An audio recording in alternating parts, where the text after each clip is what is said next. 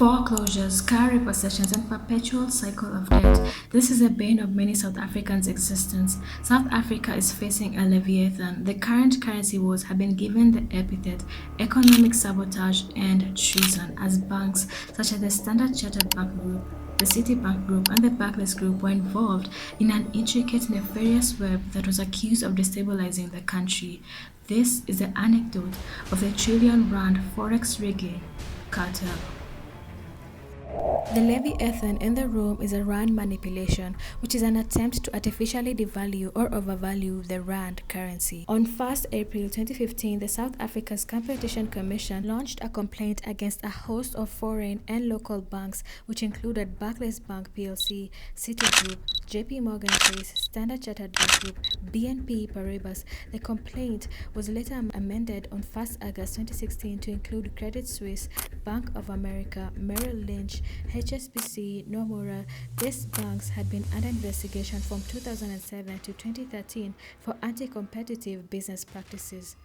The anti-competitive business practices included directly and indirectly manipulating the trade of the dollar-rand currency pair in relation to bids, offers, spreads, spot exchange rate, and margin of executing client orders at the fix.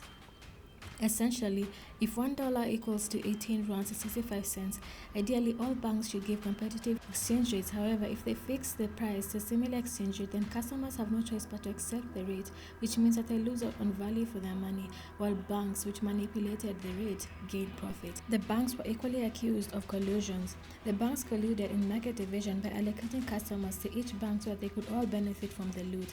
Moreover, in the bank's collusion, they set up covert inside messages chat rooms. In concerted effort with rogue foreign currency traders, these chat rooms were dubbed ZAR Domination, which is an international currency code for South Africa, where they orchestrated the rand manipulation. In 2016, Jacob Zuma, who was the current president at the time, exposed the banks for manipulating the rand, which poorly reflected on his presidency. He accused four banks of largely controlling the economy. In his clarion call, he urged for establishment of a state bank to allow diversification in the financial sector.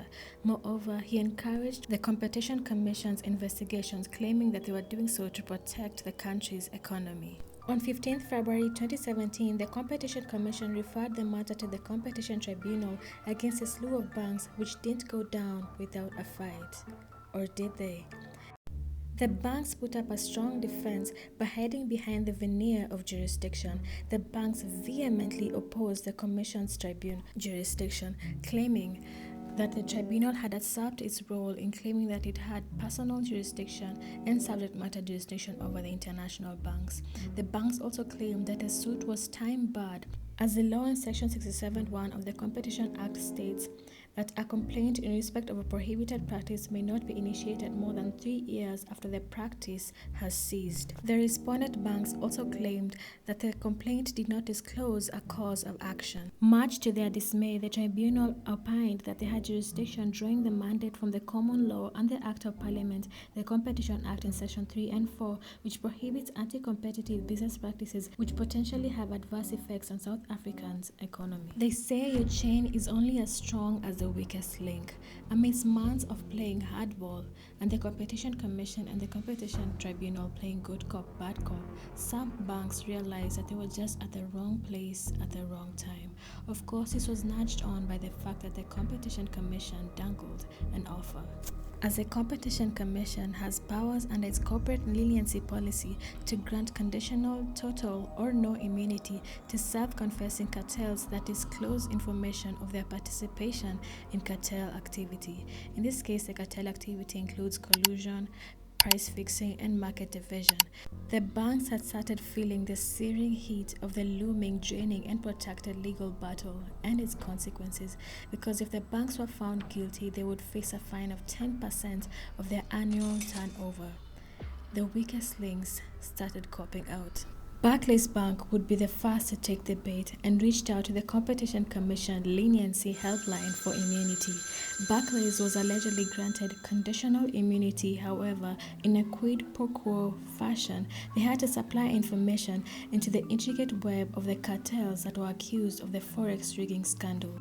Upon being granted immunity, the CEO of Barclays, Maria Ramos, expressed her deep regret on the bank's role in the rand manipulation, and as CEO pledged to hold those who flouted the rules and conduct will be held accountable. As the proverbial Titanic ship began to sink, Citibank stretched its arm towards the long arm of the law, and on 20th February 2017, the bank reached a settlement agreement with the Competition Commission for its pertinent role in the manipulation of the rand. Citibank coughed up an administrative penalty of 69.5 million rand. 6 years later, and amidst the ongoing court battle, on 15th November 2023, UK-based multinational bank, the Standard Chartered Bank, settled with the Competition Commission following an admission of liability to the manipulation of the dollar-rand currency pair. As part of the settlement agreement, Standard Chartered Bank Group agreed to fully cooperate with the Commission against other alleged participants in the currency manipulation. Following the admission of liability, the Standard Chartered Bank paid an administrative penalty of 42.7 million rand. This decision has been severely castigated. However, in welcoming the settlement agreement, Doris Shepe urged more banks to tread down the right path of history. So I know what you're thinking. How did all of this affect me as a South African? Treason, economic sabotage. That's currently the war cry of South Africans following the unearthed rand manipulation scandal. The rand manipulation has led to the accusing finger being pointed at the private sector for what is believed to be a series of machinations to destabilize the government and the country's economy. The rand manipulation had the impact of increasing interest rates, which affect mortgage repayments that could result in foreclosures and car repossessions. It also encompasses those in the import-export business. As the currency weakens, imports become more expensive and subsequently they pass off the high cost of conducting business to consumers. The high cost of doing business also affects companies' balance sheets, which in turn affects salaries. A weaker rand also reduces the purchasing power of its citizens, as a country's weak currency also means that it doesn't fully benefit from a drop in global oil crude prices. The rand manipulation has also the effect of increasing the cost of servicing debt, as the rand, which is considered to be weak, makes it more expensive to repay the debt to international financial lenders. Moreover, due to the volatility of the rand, it could potentially scare off investors who move their money, assets, business, and investments out of the country to avoid the crippling depreciation. Amidst its economic woes and a perceived correlation to the rand manipulation, the National Treasury has profiled a different take that was published on 24th November 2023, where the Treasury asserts that the depreciation trend of the rand currency since 2013 cannot be attributed to the rand manipulation saga from 2007 to 2013, as this primarily affected individual clients. He argues that it should be attributed to the broader changes in the global and domestic economy. Media reports have attributed the depreciation of the rand to poor governance, corruption, state capture, and the reeling effects of the COVID-19 pandemic and the unceasing war in Ukraine. The Banking Association of South Africa has also chimed in to dispel perceived misinformation. They claim that any notion that the banks are not interested in developing South Africa is misplaced, as banks stimulate growth and economic activity.